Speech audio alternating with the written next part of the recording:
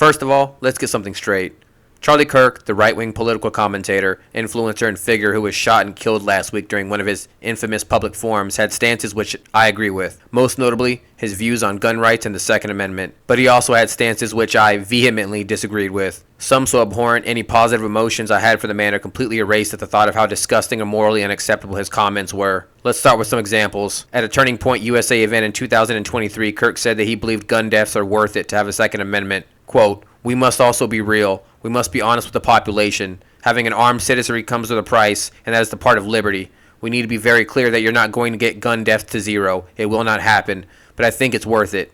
I think it's worth to have a cost of, unfortunately, some gun deaths every year so that we can have the Second Amendment," he said. While I wholeheartedly agree with his statement, it's important to understand that many who make these types of comments don't make them in earnest, or ever conceive the notion that they themselves may just become part of the statistics. On his self-titled radio talk show, Kirk expressed his dislike of the word empathy. Quote, "I can't stand the word empathy actually," he said. "I think empathy is a made-up New Age term that does a lot of damage."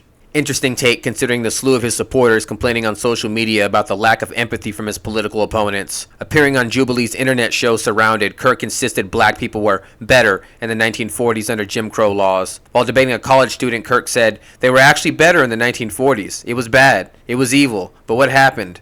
Something changed. They committed less crimes." The person he debated responded, 4,000 black men, women, and children were killed in violent lynch mobs. Racial terror permeated American culture for hundreds of years. You don't think that affected the generational psyche of an entire group of people? Black America is worse than it has been in the last 80 years, he interrupted. A truly out-of-touch comment from a man who had never experienced the struggles of being a black American, even in this day and age. During the same Jubilee episode, Kirk was asked what he would want his daughter to do if she was 10 years old and pregnant following rape. After calling the scenario graphic, he responds, "The answer is yes. The baby would be delivered."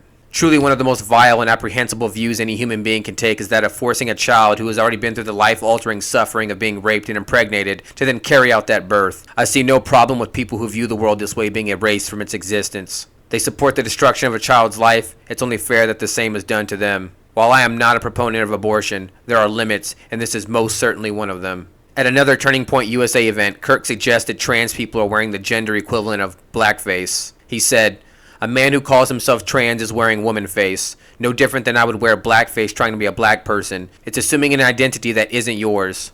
I believe every adult human being, regardless of mental state, deserves the right to live life how they choose as long as that choice does not directly harm the life of another. That same view applies to transgenders, regardless if those decisions alter their bodies permanently. To compare it to wearing blackface is not only laughable, but again extremely out of touch from a privileged white guy who grew up in the suburbs." On his radio show, Kirk not only said that Joy Reid, Michelle Obama, Sheila Jackson Lee, and Ketanji Brown Jackson are affirmative action picks, he also said you had to steal a white person's slot to go be taken somewhat seriously. These statements, along with others he had made regarding blacks, clearly demonstrated that he was a racist. It is no wonder he was hated by so many who actually paid attention to his content. I won't waste time disputing his claims, as modern science beat me to it long ago. After Taylor Swift and Travis Kelce announced their engagement, Kirk fantasized about Kelce making Swift more conservative and begged the pop star to submit to her husband. "This is something that I hope will make Taylor Swift more conservative," he said. "Engage in reality more. Reject feminism. Submit to your husband, Taylor. You're not in charge." A very interesting comment, considering his now widowed wife is taking charge of continuing his mission. Maybe she should listen to her ex-husband and submit like a good little housewife. Following the tragic January collision between an American Airlines plane and a Black Hawk Army helicopter, Donald Trump suggested diversity, equity, and inclusion efforts were at fault. Kirk added to this saying, "If I see a black pilot, I'm going to be like, boy, I hope he's qualified." If Kirk's previous controversial statements weren't enough to qualify him as a racist in your eyes, let this one add fuel to the recently extinguished fire. Following the release of an NBC poll illustrating the differences in priorities between Gen Zers, which showed that Gen Z women who voted for Kamala Harris see having a fulfilling career as a marker of success, Kirk said, "Democrat women want to die alone without children." Kirk must have been under the impression that it is just Democratic women who are childless, a very uninformed stance considering the likes of right-wing media personalities such as Tommy Lauren and Laura Ingraham.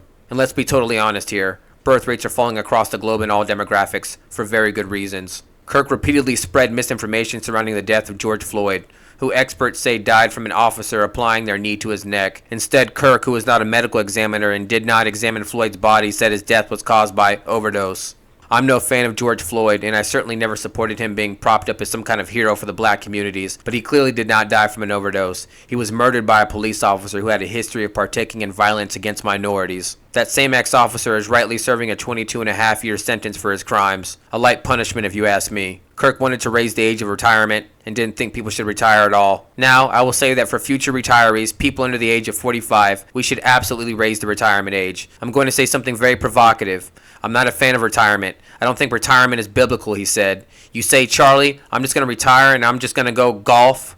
I think what a waste of the gifts that God has given you. To think that hundreds of millions of lazy people across the United States would actually want to enjoy their lives after spending most of it as a working class slave, how could they even fathom such an idea? What are they going to call it? The American dream? What would Jesus say? And finally, but certainly not last, during Pride Month, children's show Miss Rachel, aka Rachel Griffin Accurso, wished followers a happy Pride and responded to subsequent backlash by quoting the Bible and expressing the importance of loving every neighbor. In response, Kirk attempted to cite the Bible to prove a point about his anti-gay views, but he ultimately misquoted a mixture of passages from Leviticus 18:22 and Leviticus 20:13. He said, "Thou shalt lie with another man, shall be stoned to death." Just saying, the chapter affirms God's perfect law when it comes to sexual matter. I'm pretty sure that's not what it says in the Bible word for word, but hey, Charlie can ask the big man himself now, although I doubt that's where he's headed. Cancel culture is back. Hundreds of thousands of people have poured their opinions on the social media sites such as X and TikTok regarding his death, some positive and some negative. Some call him a hero, similar to the likes of Martin Luther King Jr. and Malcolm X,